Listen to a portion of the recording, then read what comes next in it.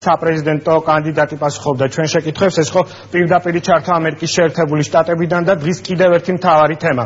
პროტესტის უკიდურესი ფორმები ციხეებში.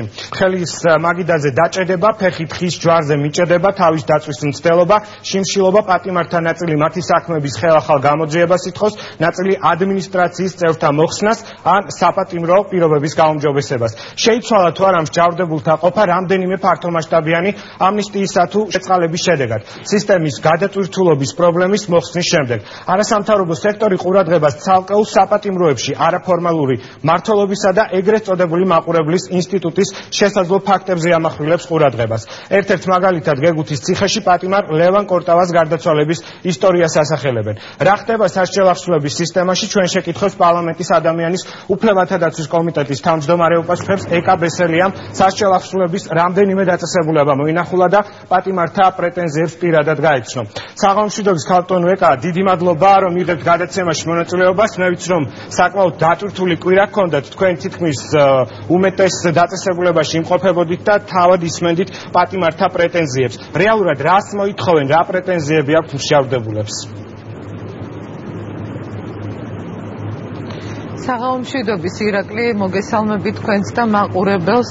მე განსაკუთრებით მინდა თუ არის შესაძლებლობა რომ იმ მსჯავრდებულებმა ნახონ ეს გადაცემა, მათ მინდა მივმართო და მინდა კიდევ ერთხელ უთხრა მათ, რომ ისედაც შერყეული ჯანმრთელობის ფონზე, რაც მათი ბოლო წლებში უმძიმესი გადატანილი, უმძიმესი მართლაც წლების და გადატანილი ძალიან ძიმე და არაადამიანური მოპყრობის შედეგია.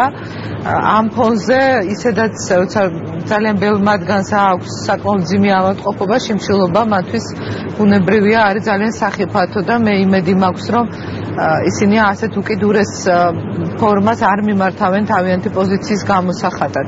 მე შევხვდი ასეულობით პატიმარს, ქსანში შევხვდი ყველა მოშიმშილე პატიმარს და მათ იმ დღესვე შეწყვიტეს შიმშილობა და ისინი ვინც ახლა შიმშილობენ, როგორც მომაწოდა ეს ინფორმაცია სია სასჯელ ახსნების მინისტრის მოადგილემ, რამდენიმე ახალი გვარი არის ამ სიაში, რომლებიც იმ დღეს იმ შეხვედრაზე არ იყვნენ და მოგვიანებით როგორც ჩანს მიიღეს მათ ეს გადაწყვეტილება. მე ამის შემდეგ შევხვდი რუსთავში, არა მარტო იმათ ვინც შიმშილობდა, მათ შორის იყვნენ მშრალ შიმშილობაზე მყოფი პატიმრები, არამედ უკვე თვითონ ზონაში, ესე ვთქვათ, ღია სივრცეში, ყველა იმ პატიმარს, ვინც კი მოვიდა და იყო მართლაც უამრავი მსჯავრდებული, რომელთანაც მე მქონდა როგორც ზოგადი, ასევე პერსონალური საუბრები და წამოვიღე ძალიან დიდი მასალა, ბევრი წერილი.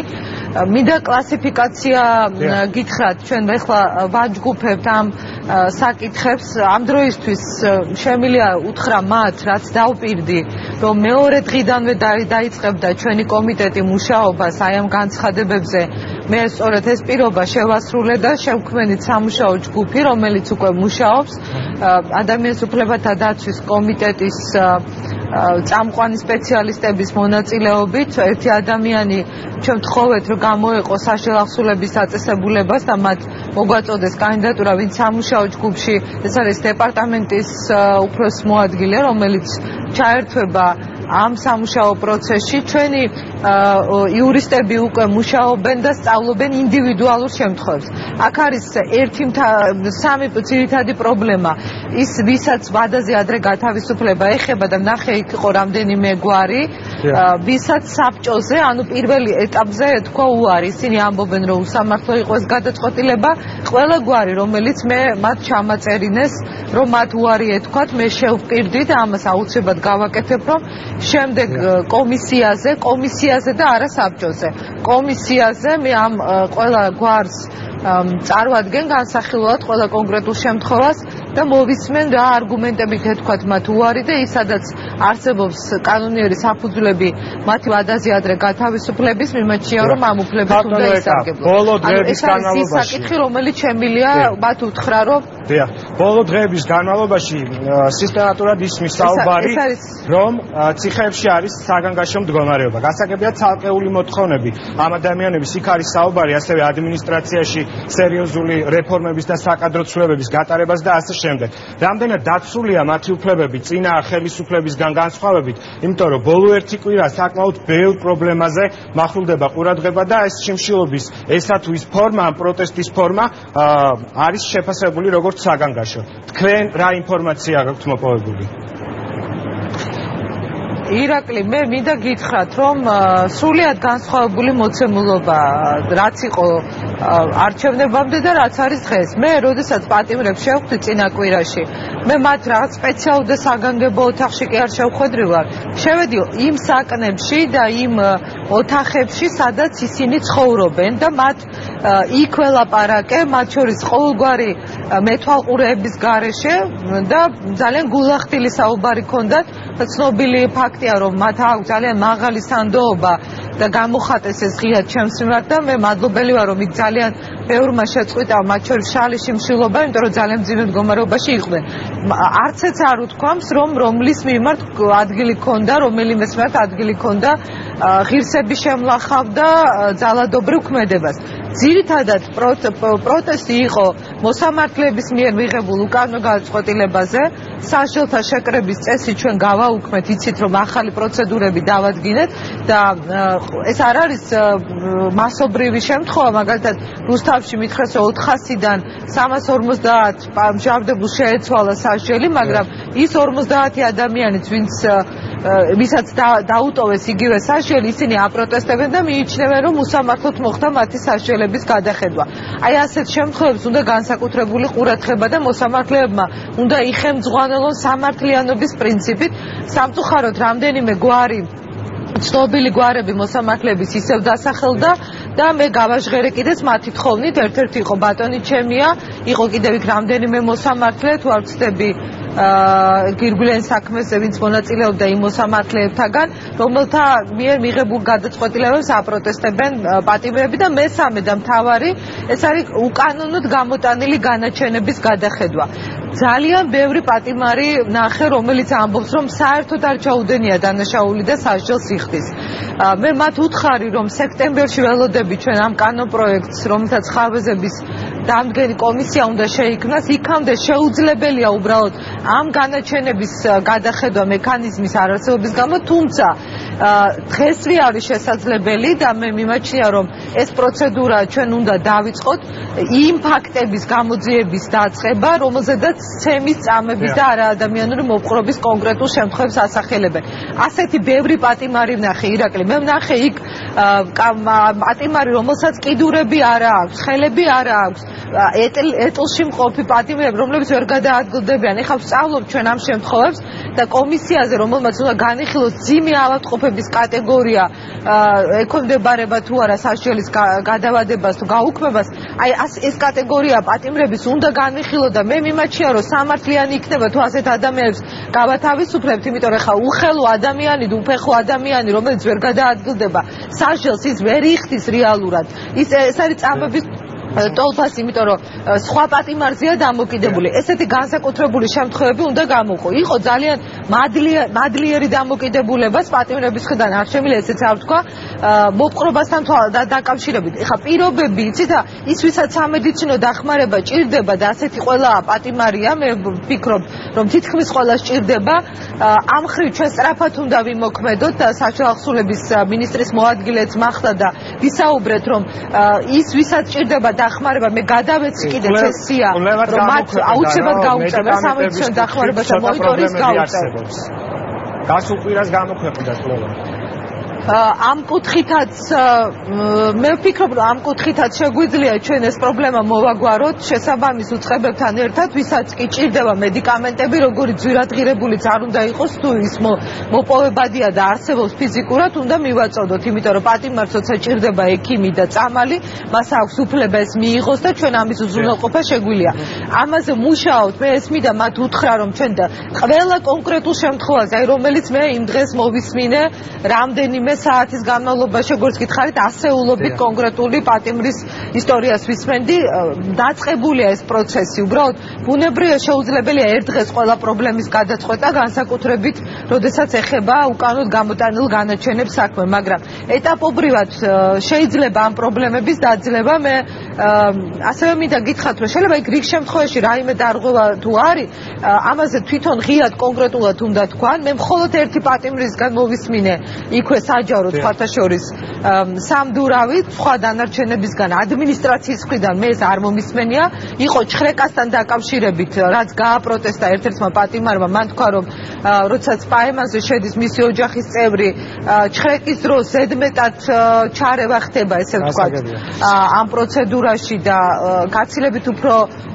ესე ვთქვათ კორექტულ დამოკიდებულებას იხოვენ ეს იქვე დაისვა ეს საკითხი და ადმინისტრაციის 52 მუხლის წარმომადგენელი შემოგვერთება მასაც აქვს კონკრეტული მონიტორინგის შედეგები თუმცა კიდევ ერთი მნიშვნელოვანი საკითხი რომელიც ლევან კორტავას საქმეს ეხება მე მახსოვს როდესაც ეს პირად კონტროლზე აიყვანეთ თქვენ რადგან ფორთის მაჟორიტარი დეპუტატი ბრძანდებით და სწორედ კორტავა ფორთიდან იყო ის საკმაოდ ბევრ დარღვევებზე მახვილდება ყურადღება გაურკვეველია როგორ მოხდა გლდანის ციხიდან მისი გადაყვანა გეგუთის ციხეში ასევე ეგრეთ წოდებული მაყურებლების საკითხი იკვეთება არასამთავრობო ორგანიზაციები მოითხოვენ საქმის ხელახალ გამოძიებას მთელი ხარვეზებზე ამახვილებენ ყურადღებას თქვენ შეგიძლიათ თუ არა ისაუბროთ ამ ხარვეზებზე რაზეც უფლებადამცველები საუბრობენ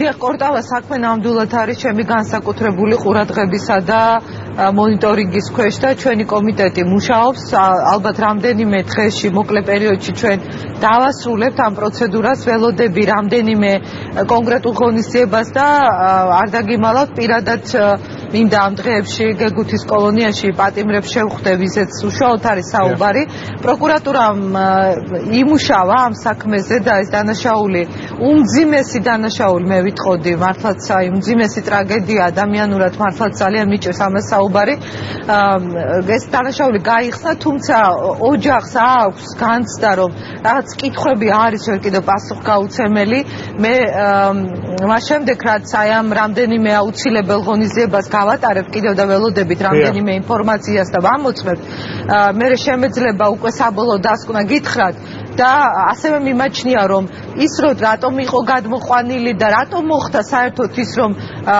ადმინისტრაციამ ხელი არ შეუშალა ასეთ ვანდალიზმს რაც განხორციელდა როცა ასე სასტიკად აწამეს და ცემეს ეს ახალგაზრდა ბიჭი მე ეს პასუხისგებელი პირები 7 ადამიანი პასუხისგებაში მიცემულია თუმცა კითხვები რომელიც ოჯახს დარჩა და მე ვფიქრობ რომ ეს კითხვები ისმება სამართლიანად ამ კითხვებზე პასუხი უნდა გაეცეს მე მივეხმარები ლევან კორტავას ოჯახს ნამდვილად რომ ყველა კითხვაზე მათ პასუხი მიიღონ და რაც შესაძლებელია მაქსიმუმ ეგრეთ წოდებული კრიმინალური ავტორიტეტები იკვეთება თუ არა და პირადად თქვენ სვამ თუ არა ამ მიმართულებით კითხვას კრიმინალური ავტორიტეტების ინტერესებში თითქოს შედიოდა კორტავას დასჯა და ამის მიხედვით მოხდა მისი გადაყვანა ერთი ციხიდან მეორე ციხეში ბევრი ვერსია არსებობს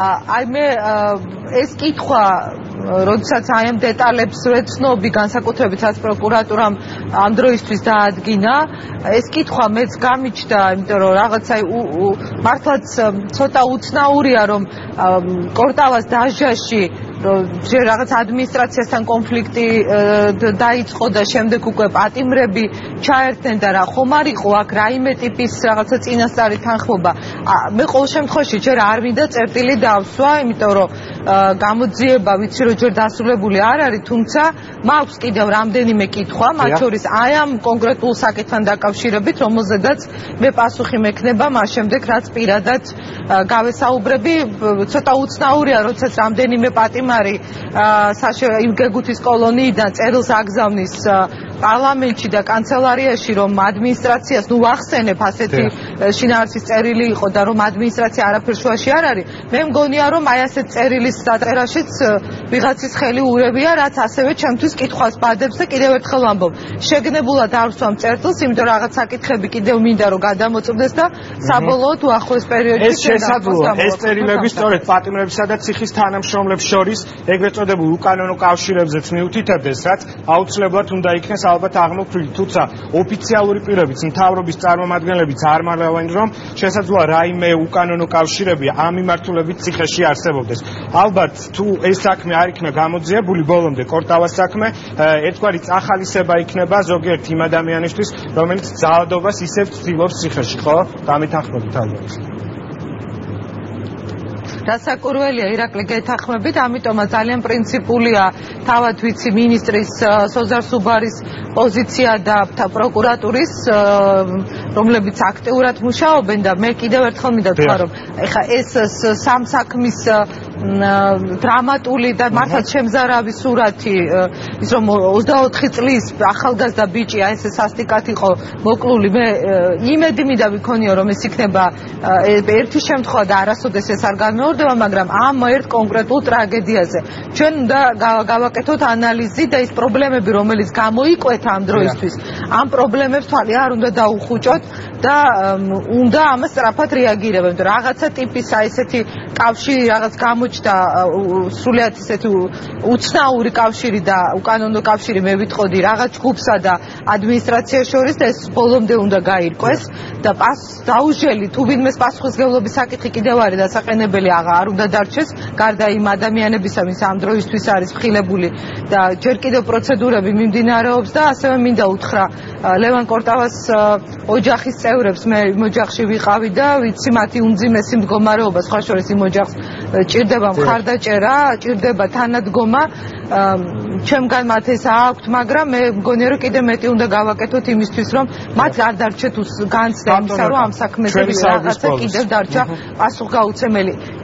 იმის ანაზღაურება, ეხა იმ ტკივილის დაამება, რაც მათ მიიღეს, შეუძლებელია მართლა, მაგრამ აი ამას კიდევ არ უნდა დაუმატოთ სხვა ტრავმა ამ ოჯახისთვის და რომ მსგავსი შემთხვევები არ მოხდეს ციხეში. ხომ არ ფიქრობთ, რომ არასამთავრობო ორგანიზაციების მოთხოვნა უნდა დაკმაყოფილდეს, რომელსაც ემხრობა სახალხო დამცველიც, რომ სისტემატური სახე მიიღოს არასამთავრობო ორგანიზაციათა წარმომადგენლების მონიტორინგს ციხის ტერიტორიაზე და ეს უნდა განახლდეს.